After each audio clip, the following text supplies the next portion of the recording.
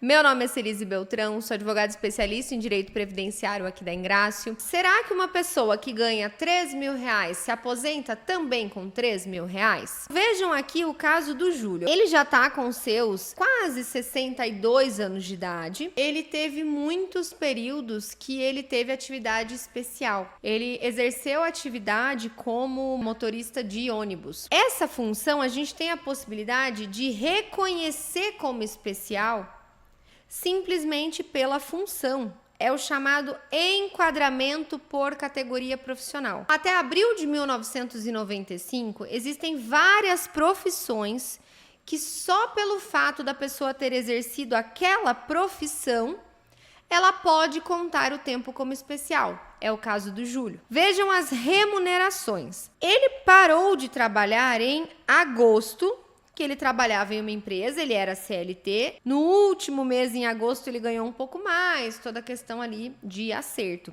Mas a remuneração dele era de R$ 3.249.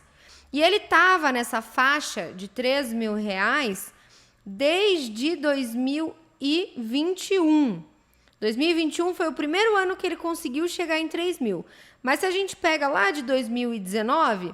ele estava com 2.600 e aí foi tendo uma progressão salarial. Quando a gente está falando de um vínculo que é CLT, nós temos os reajustes, eventualmente promoções, e aí, ano após ano, existe um aumento no valor nominal dessa remuneração. Mas o valor dele de renda era dos seus R$ 3.000, R$ 3.200. Considerando esse tempo de atividade especial, até 95, qual era a situação dele? Hoje, ele já estava somando quase 40 anos de tempo de contribuição. E ele já tinha mais do que os 180 meses de carência.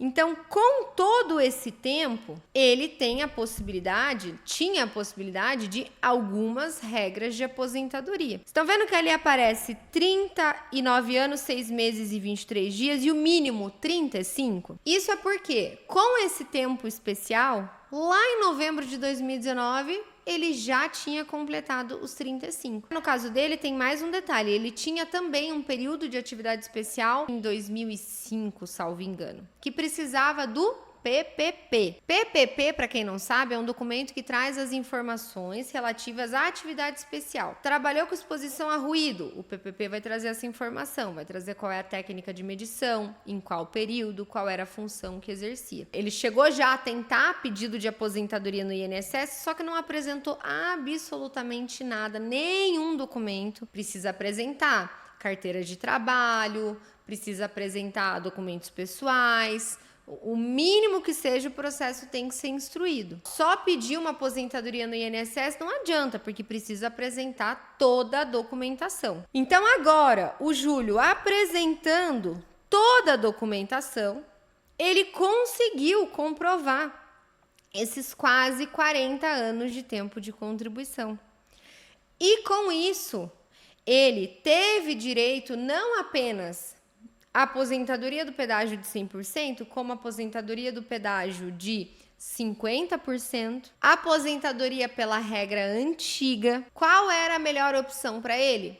Pedágio de 100%. Porque ali, como ele está com muito tempo acima do que ele precisaria só dos 35 anos, ele podia descartar.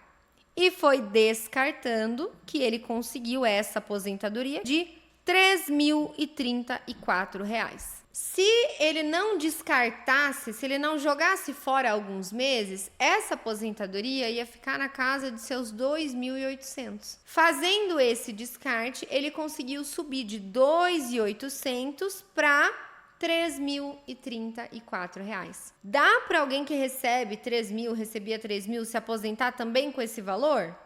Dá.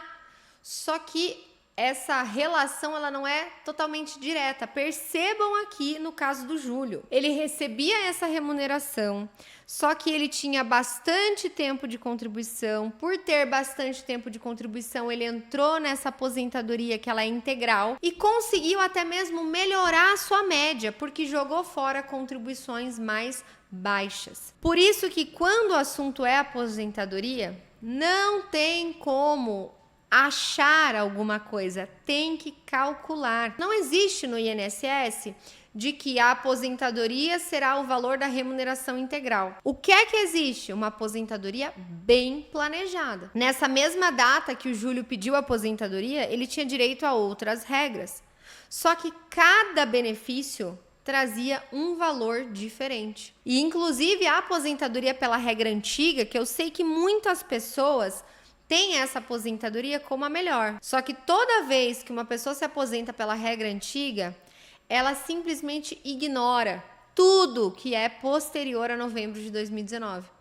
Porque para a gente analisar um direito adquirido, não pode usar do tempo que teve depois, dos salários que teve depois. E aí é nessa que cada vez mais é melhor para as pessoas se aposentarem pela nova regra do que pegar uma regra antiga, porque deixa de fora, né, muito tempo de contribuição. Já temos aí 4 anos de reforma da Previdência. Imagina se aposentar e não levar em consideração 4 anos de salários? Ali no caso do Júlio, vocês viram, em novembro de 2019 ele estava com seus 2.600, agora ele estava ganhando mais de R$3.000. Se ele pegasse a regra antiga, nada disso entraria no cálculo da aposentadoria dele. O valor de uma aposentadoria não depende apenas da remuneração, e sim de todos esses fatores. O que é que influenciou aqui no caso do Júlio? O tempo total de contribuição dele. A média das suas contribuições, porque ele recebe 3.000 agora, não recebeu a vida toda. A regra que ele se aposentou, que é uma regra que é integral, só que para entrar nessa regra você tem que ter bastante tempo de contribuição, geralmente, pelo menos 35 anos, e daí tem que saber quanto tempo tinha lá na data da reforma para saber qual é o tempo adicional que vai ter que cumprir. O fato de poder descartar salários também interfere diretamente no cálculo de uma aposentadoria. Uma pessoa consegue ganhar muito mais do que foi a sua média de salários ao longo da vida por causa do descarte. Eu já planejei aposentadorias de pessoas que estavam contribuindo com o salário mínimo, mas se aposentaram com R$4.000. Como que isso é possível? Porque elas só estavam contribuindo naquele momento com o salário mínimo, e aquelas contribuições foram descartadas. E aí a aposentadoria ficou de R$4.000. Então não planejem a aposentadoria de vocês com base em achismos. Eu acho que eu vou me aposentar com tanto, eu acho que minha aposentadoria será dessa forma. Não dá para achar, vocês precisam planejar.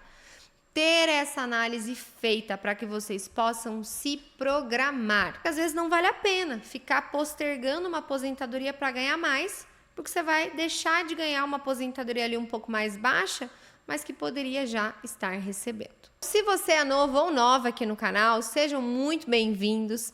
Já se inscrevam e não se esqueçam também, ativem o sininho, porque quando vocês ativam o sininho, vocês recebem as notificações de todos os conteúdos, e aí vocês ficam por dentro de todos os seus direitos previdenciários.